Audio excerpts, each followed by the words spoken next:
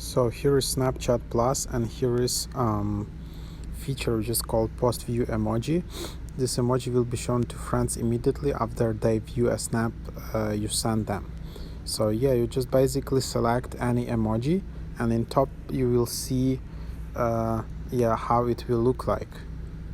You will see like a hand.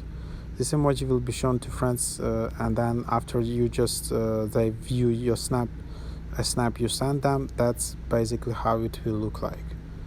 That's the idea. That's a new feature from Snapchat Plus, and you can just also disable that.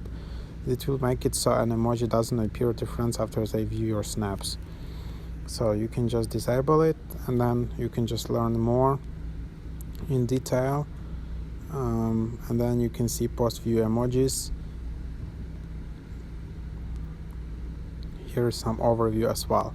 That's an interesting new feature. So upgrade to Snapchat Plus for $3.99 per month, or select a 6 months or yearly plan, and yeah, have fun.